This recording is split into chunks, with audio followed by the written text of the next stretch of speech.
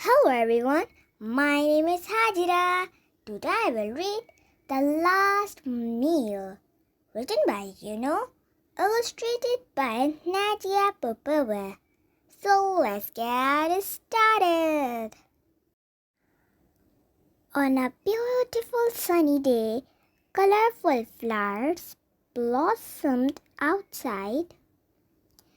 Somewhere in America inside a rural town prison, a guard-handed death row inmate chased a piece of paper and told him, "Fill this out by tomorrow." Chase knew immediately what the form was. It was the last meal request form.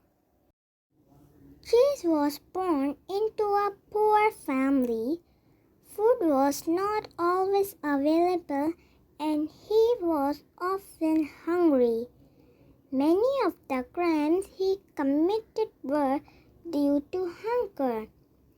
The thought of filling up his stomach with his favorite food gave Chase something to look forward to. Chase grabbed a pen and jotted down his last meal request on the form: fried chicken, mashed potatoes, and chocolate ice cream.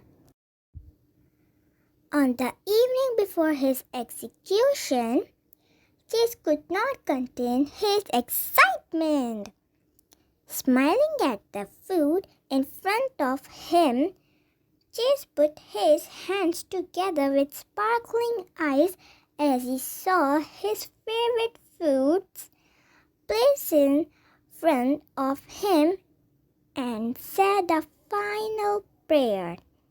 "Thank you for this meal." On a humid, hot summer night, Peter could feel the sweat dripping off his forehead as he sat inside his prison cell. Peter's execution date was 2 days away. Despite the heat, he was shivering on his bed. "Peter, how many times do I have to tell you to fill out the last meal request form?" Even with the guard yelling at him, Peter refused to fill out the form. The guard became impatient, shut the food flap, and turned off the lights in Peter's cell. The next evening, Peter was served meatballs, green peas, 2 slices of toast, and an apple. It was the same simple meal that was served to the other prisoners because he never made his last meal request. Peter did not eat his meal and spent the rest of his night quietly in his cell until it was time for his execution. After Peter was executed, a prison guard was cleaning Peter's cell and found a sheet of paper under his bed. It was the last meal request form that Peter did not turn in. On the back was a handwritten note from Peter. "Dear relatives of the victim, my mind is filled with regret and shame. I'm so scared to die that I cannot eat anything anymore. I'm sincerely sorry for what I have done. I hope to be born again with a good heart, and I will work hard to help others. Please forgive me." From Peter. The leaves outside had turned shades of red and yellow. Many people were celebrating the arrival of fall. Death row inmate Fred looked serious as he handed his last meal request form to the guard. The guard looked puzzled and said, "Pizza and grape soda? Why would you request something kids would eat?" "Oh, I see. I will have the chef prepare your requested meal." The next day, a little boy rushed into Fred's prison cell. "Daddy! Fun! Thank you for coming. How have you been?" "I've been all right," answered the son. Fred could tell his son was worried. "What's wrong?" "Mommy told me today is the last day I can see you. Are you going away for work?" "Not exactly, but if you ever miss me and feel lonely, look up at the moon. I will be looking at the same moon, and no matter where we are, we will always be connected. Promise, Fred?" "Okay. If I ever get lonely without you, then I will imagine you are on the other side of the moon." "That's my boy. Be good for your mommy, okay? Here, I have your favorite food on the table. Let's eat before it gets cold." "Yay! Pizza and grape soda! You still remember my favorites?" exclaimed Fred's son. "Hey, don't forget to say your prayers before you eat," Fred said to his son. Fred's son replied, "Okay, let's do it together. Thank you for this meal." The season had changed to winter and it was a cold, snowy and quiet day. Here it is. ByYuno Imai James gently handed his last meal request form to the guard.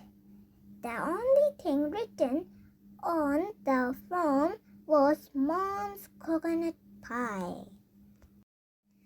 Although most of the requests made by ByYuno inmates were fulfilled as much as possible, James' request would be a challenge since his mother was no longer alive.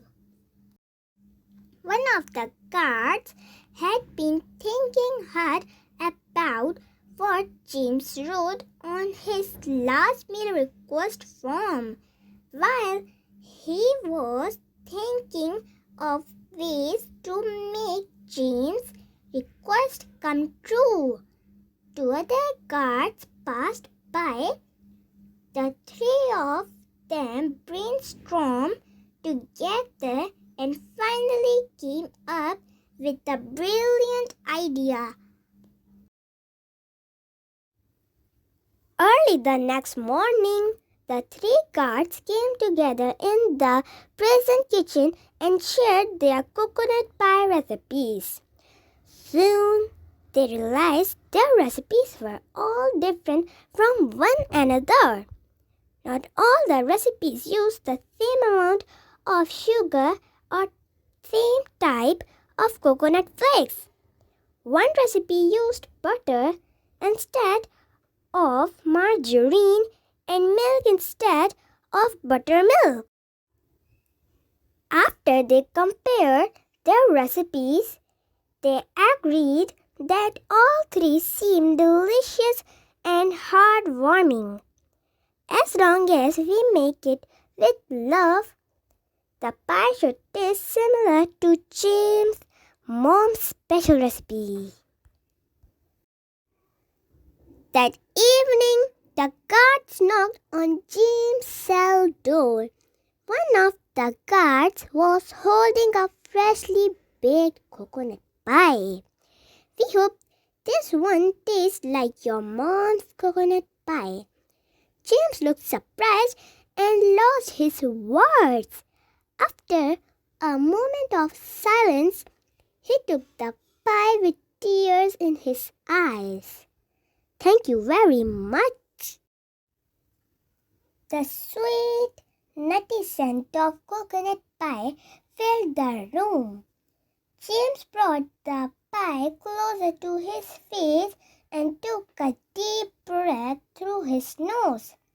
In that moment, memories from his mother's homemade coconut pies flooded his mind one after another. Her very first homemade coconut pie for his 5th birthday party, the day she gave him 2 pieces of her pie to celebrate his graduation from elementary school.